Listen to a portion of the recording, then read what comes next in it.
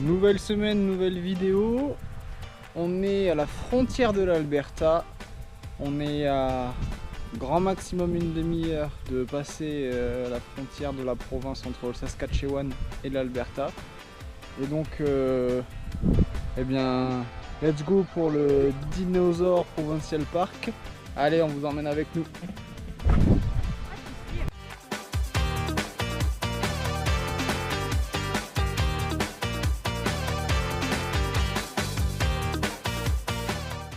Ça y est, nous y sommes. Nous sommes à la frontière avec l'Alberta. Donc on est bien arrivé au parc provincial des dinosaures en Alberta. Du coup on est bien arrivé en Alberta. Et du coup on fait ce parc où il y a plusieurs randonnées en fait, des petites randonnées mais on peut faire un peu tout le parc en environ 2 heures, 2 heures et demie. Donc c'est ce qu'on va faire. Donc on va observer des fossiles de dinosaures. Et on va pouvoir aussi du coup traverser tout le parc et c'est hyper désertique, ça nous fait un peu penser au désert de Bardenas en Espagne. Donc voilà, ça va être chouette. À toutes. Donc là on est actuellement dans le Visitor Center du parc provincial dinosaure, qui en fait c'est en gros le berceau de là où ont été retrouvés les premiers dinosaures. Et c'est assez impressionnant de retrouver de vrais fossiles là où on les a vus. Et Océane me disait juste un instant qu'en fait le Visitor Center a été construit de telle manière à ce que en fait certaines places du musée sont en fait les places où on a retrouvé les dinosaures.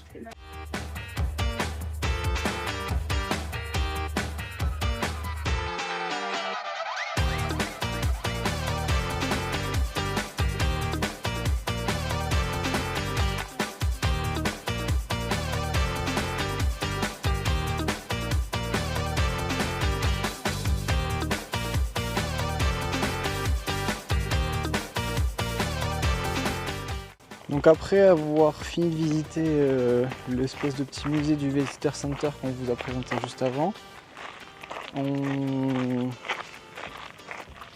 part en fait sur Cooley View Trail, donc en fait qui est le début d'un des sentiers, parce que c'est divisé en plusieurs petits sentiers. Nous on va essayer de tous les faire. Ça représente à peu près 8 km, donc c'est tranquillou.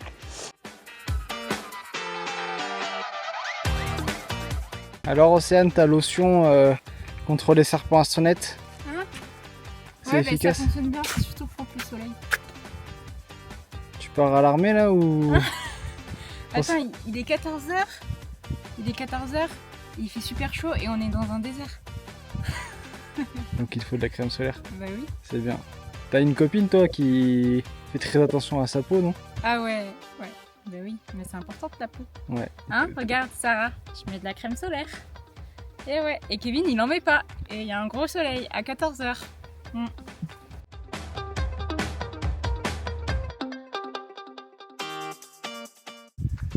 Les paysages sont complètement fous. C'est lunaire, on se croirait pas sur la planète Terre. C'est tout désertique. Et en plein milieu, vous avez une zone un peu style oasis avec tout simplement une rivière en fait qui traverse. Et là, on arrive sur le point de vue. Voilà. Vraiment, c'est incroyable.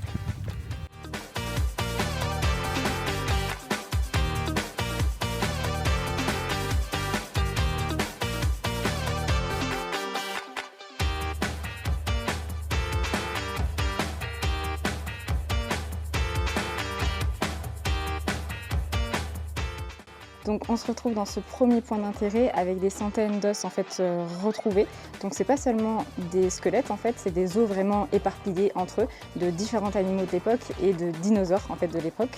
Donc c'était notamment des centrosaures qui ont été en fait retrouvés parce qu'à l'époque, entre 77 et 75 millions d'années, ils étaient dans la vallée, ils cherchaient notamment de la végétation parce qu'ils ne sont pas carnivores et ils sont malheureusement tombés dans la rivière et se sont noyés. La plupart se sont noyés à cause des crues en fait, intenses qu'il y avait à l'époque et d'autres dinosaures carnivores en ont profité pour justement les manger, les déchiqueter et en fait ensuite tous les os réunis, donc de tous les animaux et de tous les dinosaures de l'époque du coup se sont retrouvés dans la vallée et c'est pour ça qu'on retrouve de centaines, de dizaines d'os mais non des squelettes. Donc c'est vraiment des dizaines et des centaines de groupements d'os qui sont éparpillés. Bon, ils expliquent pourquoi tous les fossiles se sont fossilisés aussi vite. Au Crétacé, en fait, la sédimentation a été beaucoup plus rapide. Et du coup, c'était rapidement recouvert de sédiments avant même que les autres animaux aient le temps de les manger, en fait. D'où le fait qu'on arrive à trouver des squelettes intacts et parfaitement conservés. Bon, et bien, comme vous avez pu le voir sur le plan précédent, on a fini par rentrer en voiture. On a demandé à une dame si elle pouvait nous ramener parce que Roby était vraiment pas bien avec la chaleur. Il doit faire 25 degrés, mais en ressenti, on doit être à 35 à l'aise. Puis il n'y a pas de vent ou presque pas. Et puis vu que c'est très désertique et assez blanc comme sol, en fait, ça réverbère beaucoup le soleil sur le visage, sur le corps. Donc c'est assez compliqué. On a demandé à une dame qui a gentiment accepté de nous prendre en voiture et de nous ramener jusqu'au Visitor Center. Il y avait pas loin, il y avait 5 km. Mais ça nous a quand même pas mal aidé. Et puis surtout Roby parce qu'il était vraiment pas bien le pauvre. Ensuite, concernant notre visite, avec Océane, on est assez d'accord pour dire qu'on n'est pas déçus, mais un petit peu sur notre faim. Parce qu'en fait, il n'y a réellement que 2 sites de fossiles à visiter sur l'entièreté du parc. Et c'est des fossiles qui sont sous cloche. Donc en fait vous avez un bâtiment qui les protège, on vous l'aura montré juste avant sur d'autres plans. Donc vous verrez de quoi je parle. Mais du coup on s'attendait nous plus à voir des fossiles un petit peu partout sur le sol, contre les falaises, etc. Donc c'était un peu dans notre imaginaire, on s'était imaginé le lieu comme ça. Alors que en fait ouais, c'est vraiment des choses sous cloche. Après c'est très joli, les sentiers sont ouf parce que c'est vraiment des paysans. Mais on reste un peu sur notre faim concernant les fossiles. Océane, Oui, qu'est-ce que c'est ça? c'est un sorbet mais j'avais demandé la taille enfant parce qu'elle était trop grosse et elle a pas voulu. Donc ça c'est la plus petite taille. Bah en gros ouais c'était scoop plus corne et elle a pas compris ce que je Est-ce que voulais. tu peux la mettre plus près de ton visage qu'on se rende compte de la taille? Mais c'était pas la plus grosse hein.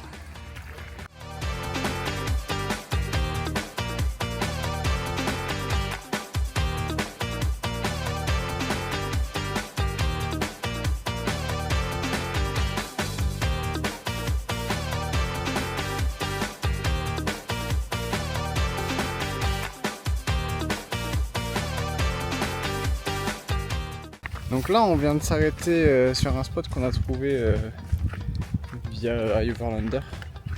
Et en fait, c'est super joli. Je vous aurais mis des petits plans de drone juste avant, mais en fait, vous voyez les petites collines qu'il y a et tout. Ça ressemble un peu aux formations rocheuses qu'il y a au désert des Bardenas. Pour ceux qui l'ont déjà fait et qui en la rêvent du coup. Et donc du coup, on a décidé d'aller monter tout en haut. Alors, je sais pas si on va voir, mais vous voyez, on peut monter vraiment en haut, c'est assez haut. Donc on va essayer d'y monter pour aller faire le coucher de soleil. Et puis on vous montrera tout ça.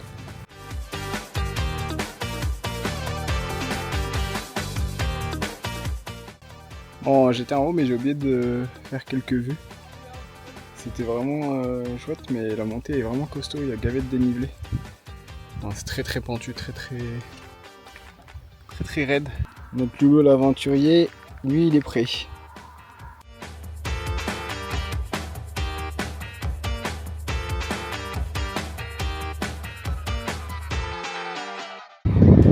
Et donc avant d'oublier de vous faire des plans, j'étais juste ici. Océane m'a quitté en route. Ça a glissé, trop dangereux. Les hommes sont plus téméraires. Et ouais, avec mon Didi, on est monté jusqu'en haut.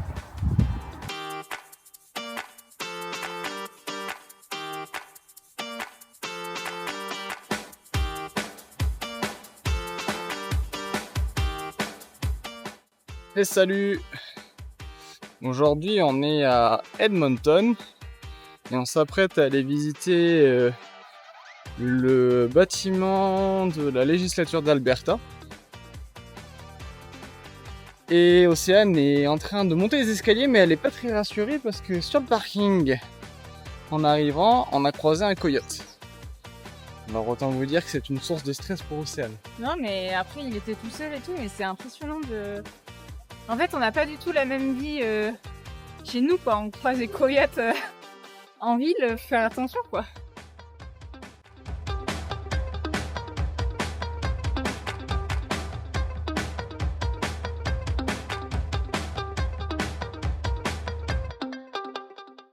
Donc programme d'aujourd'hui, on visite le bâtiment cité juste avant. Et ensuite on va un peu se perdre dans la ville jusqu'à ce que la pluie arrive parce qu'ils annoncent de la pluie aujourd'hui.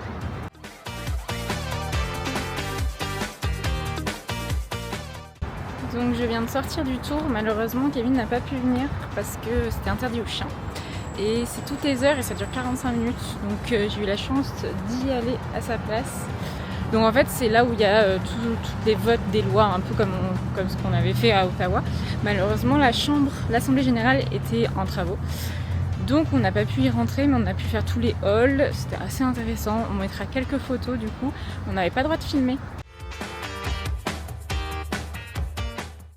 La construction a été terminée en 1912 et ils ont commencé à le bâtir en 1905.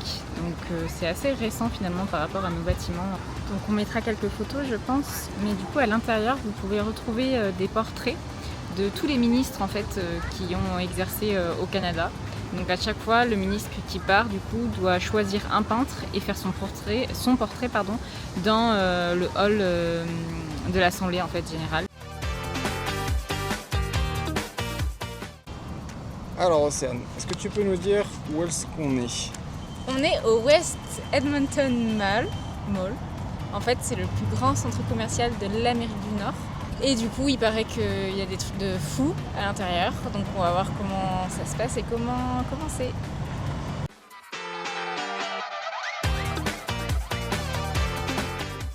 Donc là, dites-vous que la McLaren, elle est à gagner. À une loterie.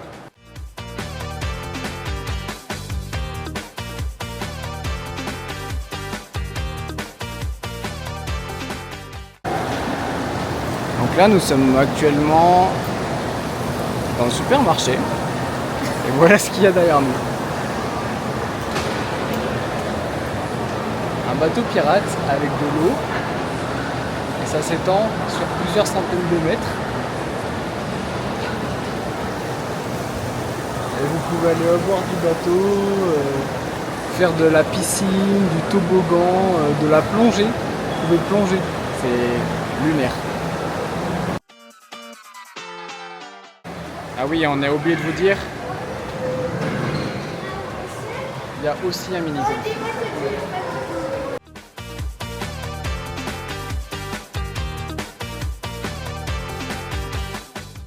Tout ceci n'a aucun sens. Nous sommes non pas dans une ville, mais dans un supermarché.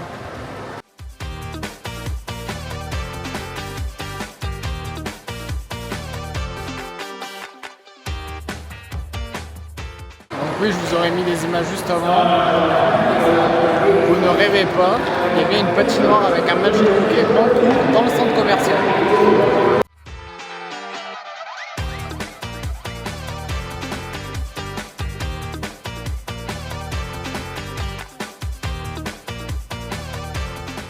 Et salut! Ce matin, on prend, après le petit déjeuner, la direction de ELK National Park. Donc c'est à l'est de Edmonton. Donc on fait le parc toute la journée. On va très certainement essayer de revenir dormir ici avant de prendre la route direction Jasper et commencer officiellement aux choses. Allez, on se retrouve tout à l'heure.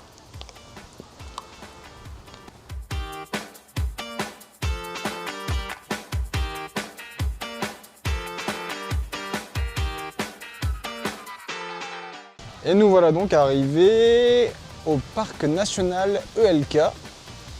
Donc on a décidé de prendre une nuit de camping finalement ici, parce que d'une c'était accessible et deuxièmement en fait le parc est beaucoup plus grand que ce qu'on pensait. Donc en réalité, on avait presque 1 heure de route entre l'arrivée au parc puis la traversée du parc depuis le spot où on était tout à l'heure.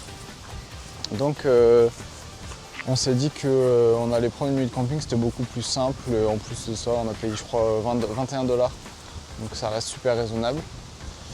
Et petite information, du coup ici on peut voir des orignaux, des ours, des cougars et la dame de l'accueil de l'enregistrement pour le camping nous a dit faites très attention, ne laissez aucun déchet derrière vous parce qu'ici il y a beaucoup d'animaux. Donc on espère qu'on pourra en voir quelques-uns. Et puis comme d'habitude, on va faire un beau petit feu pour essayer d'éloigner les moustiques parce qu'il y en a aussi beaucoup selon la dame. Donc programme, aujourd'hui on fait une petite rando avant de manger, une plus grosse après manger et ensuite on passe la soirée tranquille. On va sûrement essayer d'aller faire un petit tour en voiture pour voir des animaux.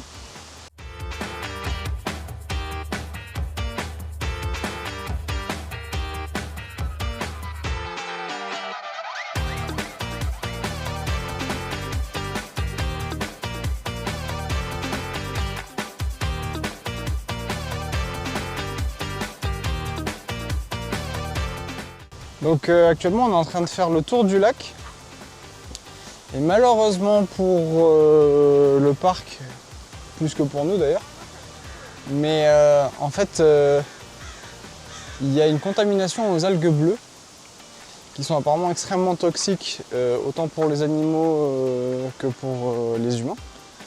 Et c'est vrai que comme vous voyez Océane juste derrière, eh ben, c'est vrai que ça sent vraiment pas bon. Et Océane est très inquiète pour sa santé parce qu'elle est persuadée qu'elle va mourir dans d'atroces souffrances d'une tumeur pulmonaire. On se retrouve donc dans l'après-midi.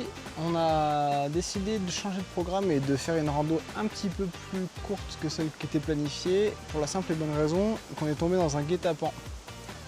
On a fait la sieste. C'est la première sieste qu'on fait depuis le début du voyage. Parce qu'en vrai, les derniers jours ont été un petit peu speed, on a beaucoup roulé. Donc du coup aujourd'hui on a décidé d'y aller un peu tranquille, de se reposer un petit peu. Donc là on part pour une rando qui annonce une super vue sur tout le parc Elk, avec en prime des barrages de castors, donc ce soir on verra peut-être même des petits animaux. Et donc on vous emmène avec nous pour voir ça. Allez, à tout de suite!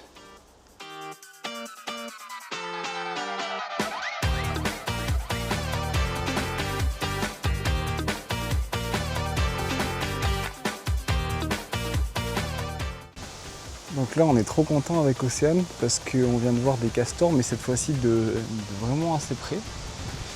Et en réalité on en avait déjà vu au parc de Forillon, mais d'assez loin dans l'eau, c'était pas top. Et là je vais vous mettre des images maintenant. Vous allez voir, c'est trop chou en train de grignoter son bout de bois et tout. Voilà. Bref, super moment.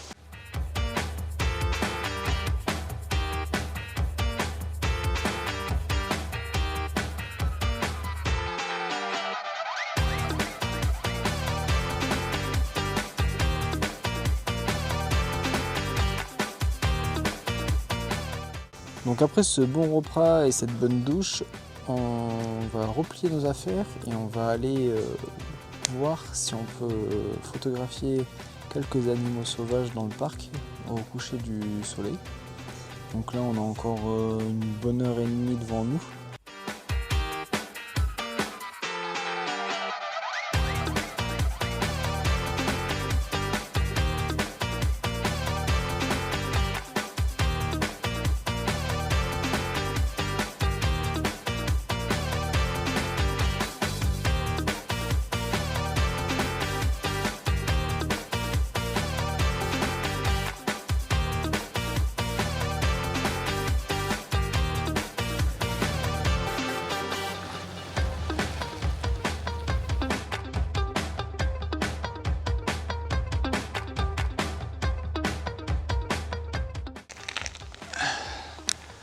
Bon, on t'emmène avec nous? Allez, c'est parti. Alors, nous voilà ce matin sur le sentier du lac Mousse. Donc on est toujours dans le parc ELK. On vous aura mis des petits plans juste avant, mais la soirée d'hier soir était absolument incroyable. On a vu du coup des bisons des bois. Et en vrai, c'est difficile à retranscrire la beauté et à quel point c'est impressionnant ces animaux. Tant que vous les avez pas vus, en fait, on pouvait les voir à travers un documentaire, des images, etc. Mais vraiment les voir en vrai. Et alors nous, en plus, on a eu la chance d'être assez près. C'était vraiment très impressionnant. Et donc là, on prend la route du lac Mousse, comme je viens de le dire. Et il y a la possibilité de voir d'autres animaux, des orignaux, etc. Donc on tente notre chance.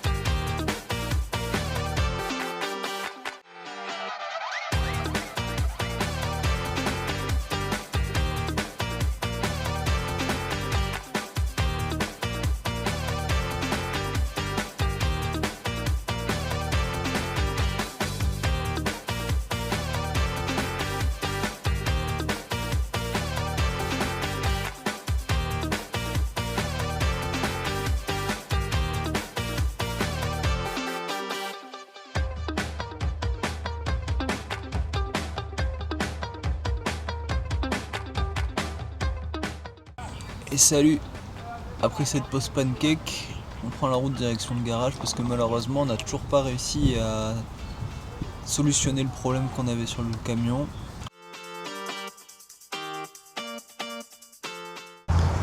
Ouais, bien, nous nous retrouvons à la suite du dépôt du van. Donc là, on vient de déposer les clés, on est un petit peu en avance. Donc on a vu qu'il y avait un espèce de petit marché couvert, donc on va essayer d'y aller faire un tour, voir si on peut un peu essayer de passer le temps. Donc on se retrouve là-bas et puis à toutes.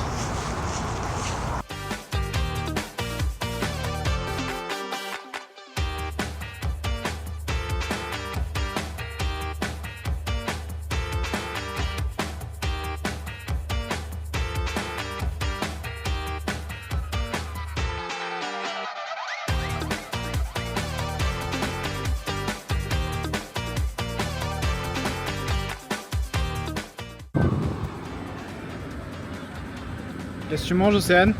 On mange éthiopien. On s'est arrêté dans un petit marché couvert et il y avait une petite vendeuse, du coup une dame très gentille, qui vendait ses produits éthiopiens, qu'elle a elle-même cuisiné. Du coup elle nous a proposé un petit plat avec plein de légumes, avec quelques épices aussi, et des samoussas, etc. C'est assez bon. Donc du coup, première expérience éthiopienne réussie. Ouais, franchement, je m'attendais à que ça soit plus épicé et ça l'est pas. Donc, à moins que ça soit mon palais qui s'habitue, mais voilà. Ils sont bons, Océane, les samoussas?